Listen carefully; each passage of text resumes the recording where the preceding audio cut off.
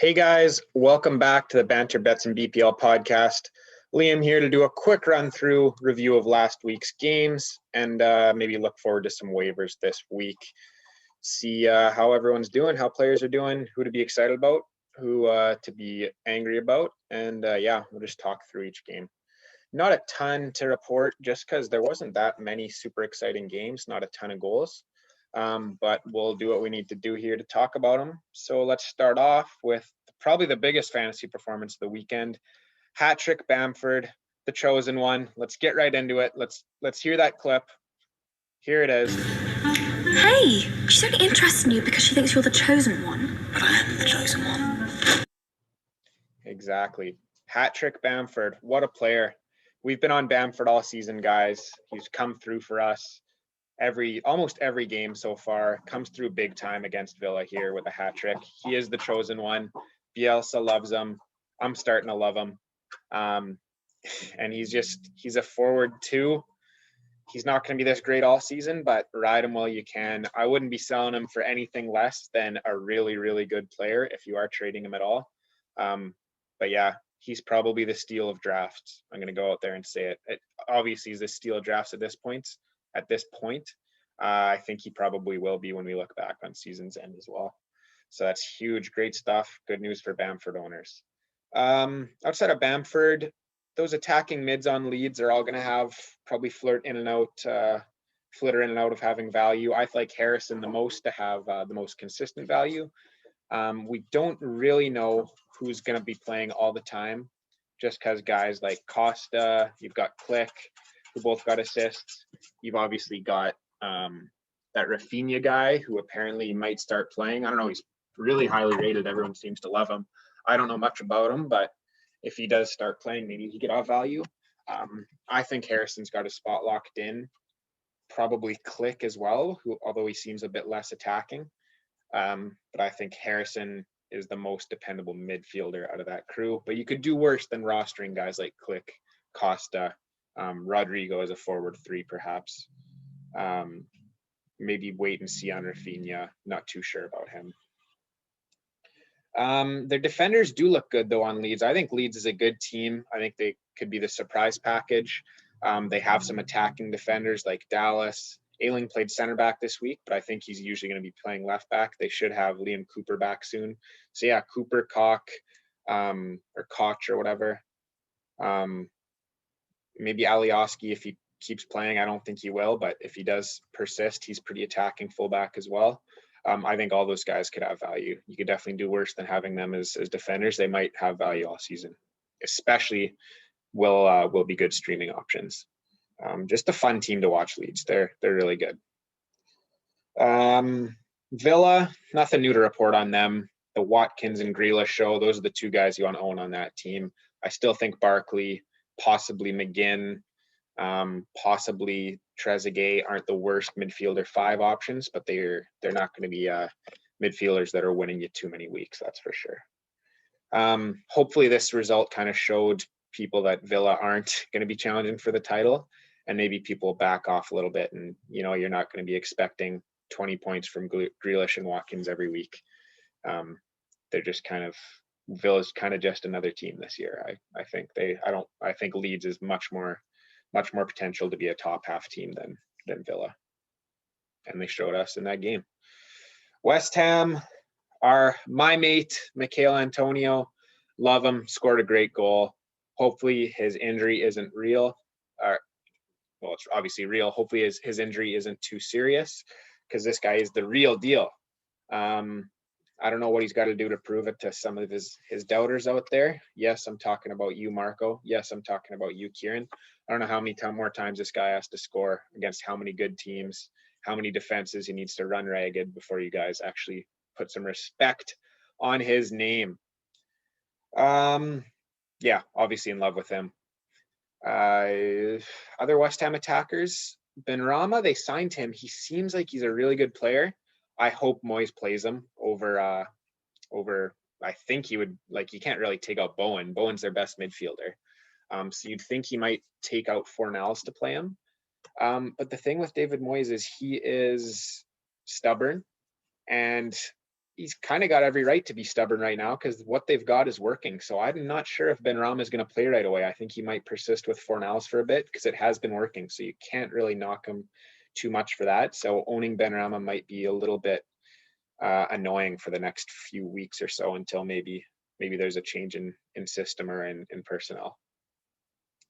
Outside of that, West Ham, they've obviously had this nightmare run of fixtures, which means they're going to have some good run of fixtures coming up before Christmas. So maybe it's time to go grab a Kufal, a Cresswell, a Masuaku, an Agbana, grab one of their defenders and maybe ride them for a good run of fixtures. Because I think West Ham's another team that, you know, like they're kind of a joke. They always get ripped on. They seem to always underperform, but maybe this is a year where they actually do well, and maybe some of their defenders, especially the attacking ones like Masuaku, Cresswell, and Kufal, looks really solid. Maybe this is the season that they're actually worth owning. Man City, in my notes I wrote down Aguero is invisible. I think Aguero is starting to look a little bit past it, guys. I mean, maybe not just starting. He's looked a little bit past it for maybe the last couple years, and it hasn't affected his fantasy value too much. He's still been a good option the last couple of years, but maybe this is the year where he really takes a step back from being a locked in forward one to maybe the forward one, forward two borderline. Just with injuries, a bit of competition for his spot with Jesus and playing guys like Sterling up front. So maybe I think Aguero is no longer a first round pick from here on out next season and beyond. And our expectations should adjust accordingly. Foden scored, solid option. I know he came off the bench, but I think he's a pretty good option to keep playing. Always been a nice little player. It's just been a matter of playing time for him. Mahrez, Sterling, both obviously going to be good, solid midfield options. Sterling's obviously a mid one. Mahrez is probably a mid one too. He's playing as a midfielder in one of the best attacks, probably top two, at the very least top three attack in the Premier League, and he's playing a lot. So obviously he's going to be producing. He and Sterling. Sterling obviously is going to be better than him, but then it should be probably Mahrez, and then I'd say Foden. Obviously KDB's in there as well. KDB's probably right on par with Sterling. He started a little slow, but obviously you're not going to be selling KDB if you're a KDB owner. He's got best player in fantasy potential. So just wait for him to get fit, get around in the team. He'll be fine. As far as Man City defenders, I think Diaz and Walker are the only ones who are really locked in right now. Cancelo played again, and he's been playing left back because Mendy's out. He's looked pretty good. You just never really know with Pep if he doesn't tend to give defenders a run in the team, which is kind of weird because you want defenders to be playing week in, week out and feeling comfortable and developing relationships with each other and their goalie. So it's kind of weird that he does all this rotating and then they concede goals. Maybe you should take a look at that, Pep. I'm not one to tell Pep how to manage, but come on, man. But yeah, ultimately it makes it kind of tough to predict exactly what their back four will be game in, game out.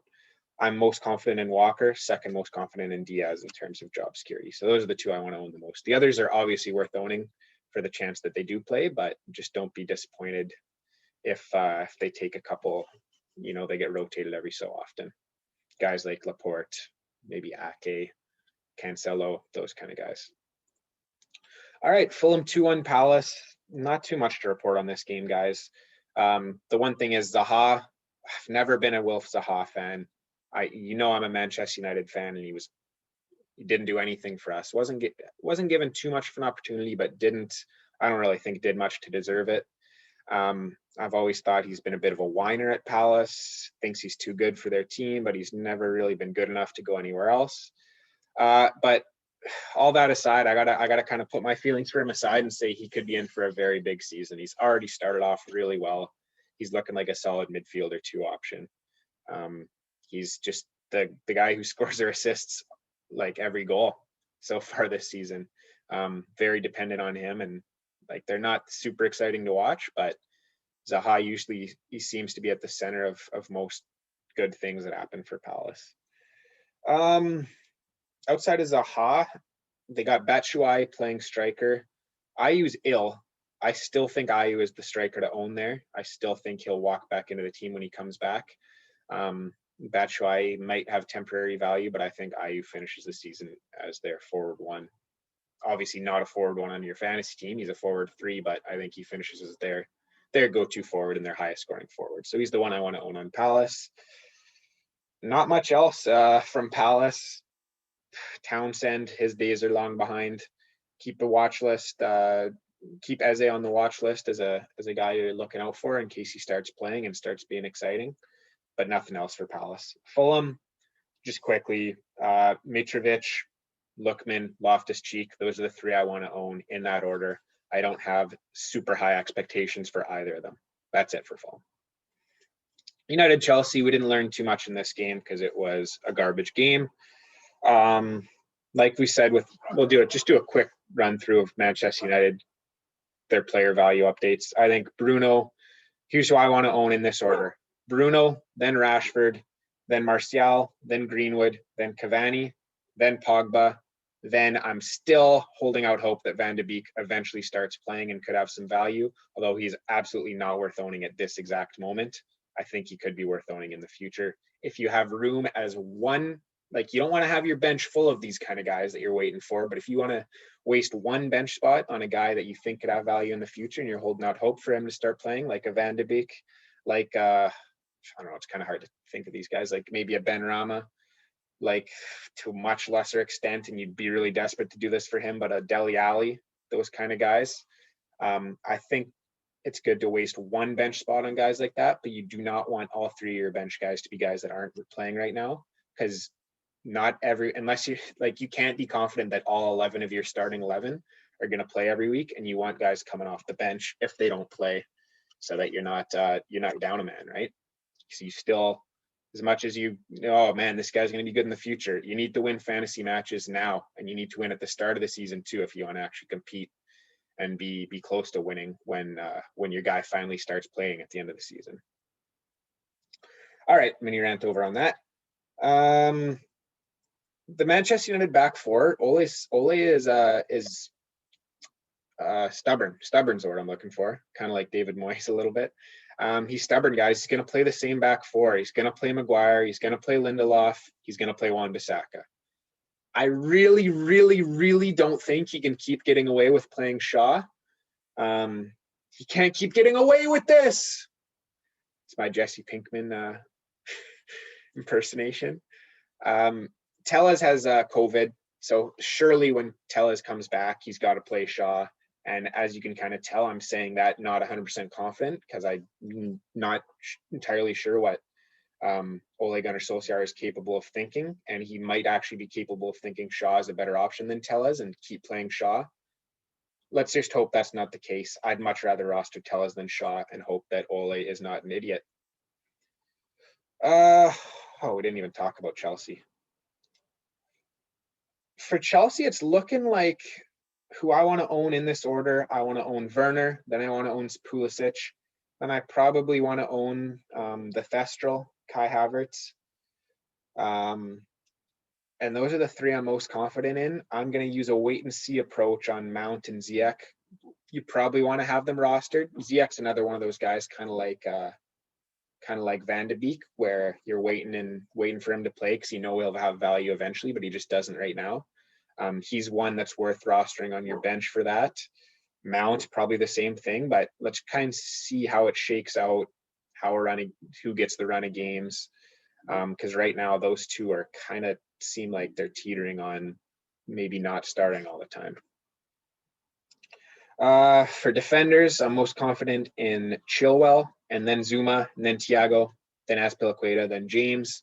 Don't think all 5 of those will be playing every week, but it'll be 4 of the 5 most likely, unless there's Christensen mixed in. So again, that's still a bit of a mystery.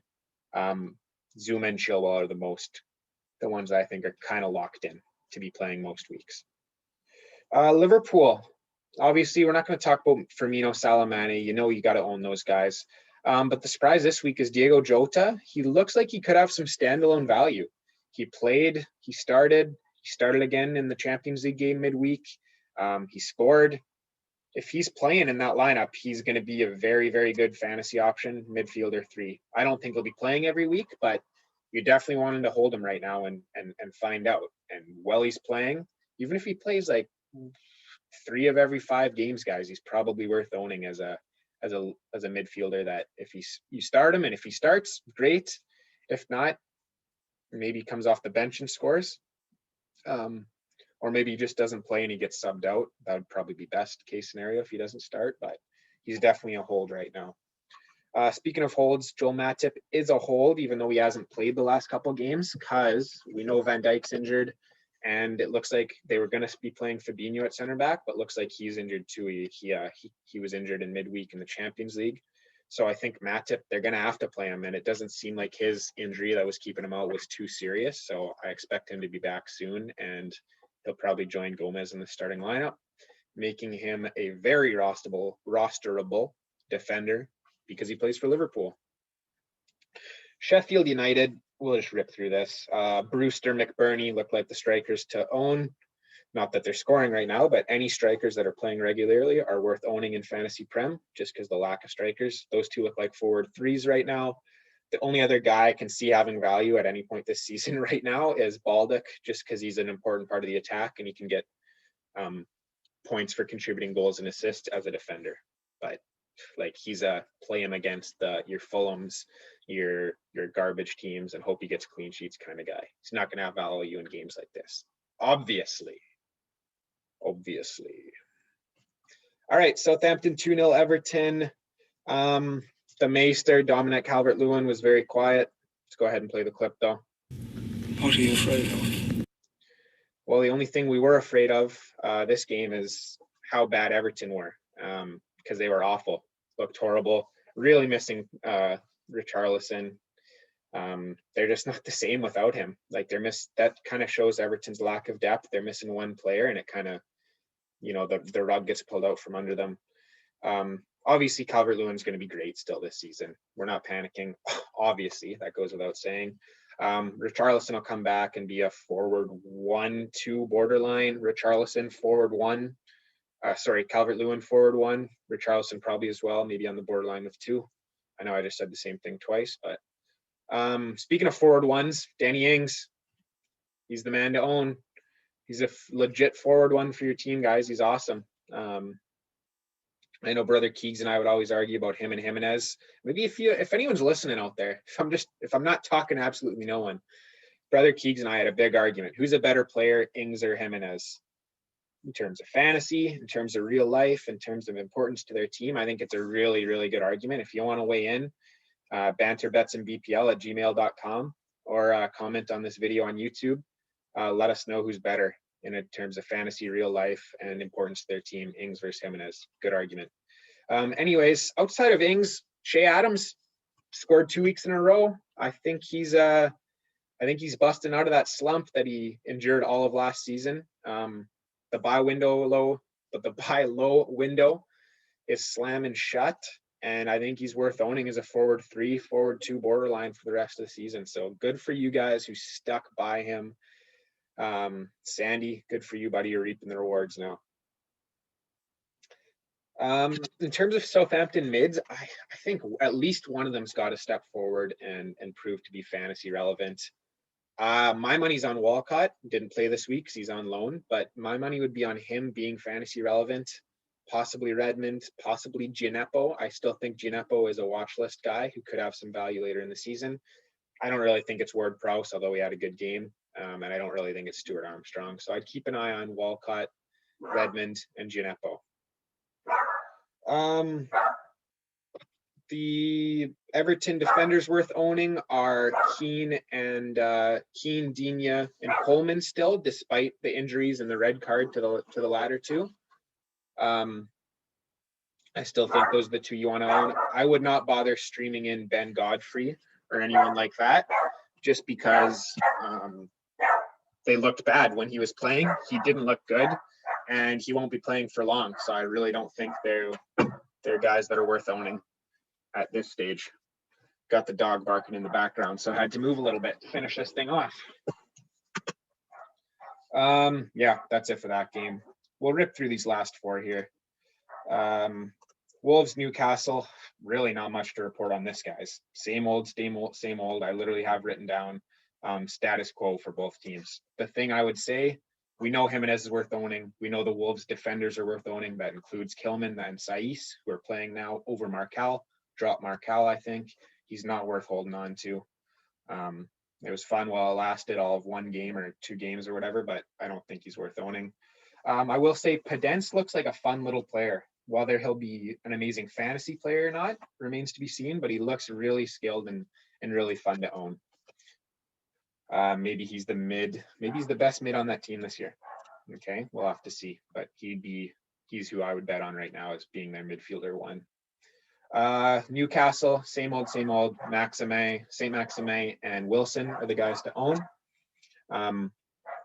And then you're looking at Fraser as a watch list guy for now if he keeps playing. Never been a fan of Almiron. Jeff Hendrick, yeah, he scored first week, guys. Yeah, that's probably his only goal this season. So don't be owning him.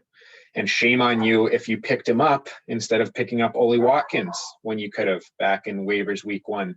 David Hoyer. Just a personal shot at Dave there. Arsenal, Leicester. Not much to report here. We know how good Vardy is. We know how good Aubameyang should be. He hasn't been yet this season. Keep sending those low ball offers to those Aubameyang owners, guys. They're probably getting a little uneasy, and maybe looking to offload him for below market value. So send him some low balls. Try and make a deal for Oba. He has to be better than he has been so far this season. Whiny dog here. Lacazette is the forward to own, and Nketiah is feeding off scraps. Lacazette, although he hasn't scored the last couple games, I think he's on the forward 1, forward 2 borderline. Still a solid option. Bukayo Saka, another good option. He played as a winger this game. They seem to trust him. I really like him as a player. The only thing that could hold him back in fantasy is if he's playing more left wing back, but even then he gets forward and attacks. So I like owning him. Willian didn't play, Pepe didn't play, or at least didn't start both of them, which is kind of worrisome. I've not really liked those 2 anyway. It's really Aubameyang, Lacazette, and then I think Saka is going to emerge on this team as maybe the best mid. Well, outside of Aubameyang, it's kind of tough to consider him as a mid still, but yeah, I think that's what we're looking at there. Arsenal defenders that play are valuable. Leicester defenders that play are valuable. Haven't spotted Ricardo Pereira yet, so that means James Justin and Castagna. Thumbs up. Keep rolling them out there, right? Until we see Pereira come back and do what he did last season, we're not worried about those 2. For Leicester, Vardy, obviously the main man. He's a forward 1. He's a fantasy stud. Love the guy. You just can't hate that man. Harvey Barnes is the mid I still want to own most for their team, followed by probably Madison, although he doesn't always play. Under getting an assist is really irrelevant to me. He barely played, and I don't think he's worth owning. I still want to own Madison over him. I want to own Tielemans over him. The rest, you're kind of feeding off scraps with those guys. And I know I used that feeding off scraps analogy twice in the same game recap. Looks like for West Brom, it's going to be Carlin Grant, who you want to own over Robinson. Good for you, Robinson. You got an assist, but you've been replaced in the starting 11 by Grant, which means your fantasy value is going to be absolutely 0 if you're not starting. Only guys that don't have fantasy value that isn't absolute 0 are going to be Grant, Pereira, and Diangana. And even Diangana is he's a chintzy forward midfielder 5 at this point. Brighton, Trossard, Mopai, 2 great options. Forward 2, Mopai. Midfielder 3, Trossard. Maybe pushing into midfield 2. You know how much I love him. My thing this week is I want to keep Lallana on my watch list. I don't know why I said it like that. Keep Lallana on your watch list. I think he could be worth owning, possibly if he gets a good run of games in. You know, a few years back at Southampton, he did have some fantasy value, so maybe he's a watch list guy if you're in a deep league like a 14 or 12 teamer, or obviously any number bigger than that, 16, 18. I don't know if there's any leagues that big, but yeah, there we go. We'll finally rip through a recap. We'll rip through this one too. own Kane, own Son, sit back and relax and watch them carry your fantasy team for right now. It doesn't get much better than this. These two are just scoring an assist in every game. I know it's only one goal, but they still, like, Son had the 3 bonus, so he came through with 11. Kane didn't have a huge week, but we just good to see him get involved again. So yeah, ride those two. Bale, we seem to be cooling off a bit on Bale. I have to think that Bale's value will only climb from this point on in the season. So if you want to buy him low, I probably would. Maybe a Bale owner's getting a little uneasy, squirming on his chair a little bit there. Maybe you can take advantage of that, because you got to think he starts playing, and you got to think he starts actually producing. The defenders are unpredictable for Tottenham there. We did not see the night Serge Aurier play. We will play that soundbite though, because I love it. As for me, I'll be a knight. As for Serge Aurier, he won't play every game. Just because they have Doherty and Aurier, kind of similar players. I personally like Doherty a lot better, but it doesn't seem to be any one of those two running away with the starting job. So at this point, it's unpredictable. I'm still rostering both of them and hoping my guy plays, but you are going to be frustrated likely if you own either the Knight or Matt Doherty. On the other side, it looks like Reguilon's locked in. He looks like the Spurs defender to own. Outside of that, even though Davies plays sometimes, I think Reguilon's the guy to own. Outside of that, Alderweireld, Dyer, and Sanchez seem to be in a bit of a three-way love triangle in terms of who's going to play. I'm most confident in Sanchez, then probably Dyer, then probably Alderweireld, although it's weird saying that because Alderweireld's the best player out of those three. He's just kind of fallen out of favor the most. So it's kind of a wait-and-see approach for those three. I do think all three are worth rostering while we see how it shakes out. Burnley, are you guys ever going to score a goal? Chris Wood, Ashley Barnes playing up front. Those guys are worth owning. Not doing anything right now, but forwards that play are worth owning. And then the only mid on Burnley that's worth rostering is McNeil, in the hopes that they actually start scoring some goals soon. That is it for me, guys. No need to talk about Burnley any more than we already have to. Make sure you're active on those wires. That's where the league's won and lost. Waiver wire. There's a Friday game this week, which means the waivers should be locked in tomorrow, Thursday at some point. So make sure you get those in, guys. Thanks a lot for listening. Let me know who's better, Ings or Jimenez. I want at least one person out there reach out and let me know, so that I don't know I'm just talking to a brick wall. It's a cry for help, guys. Ings or Jimenez, let us know. Yeah, thanks for listening. Take it easy. Stay safe out there. Go win those fantasy leagues. Peace out.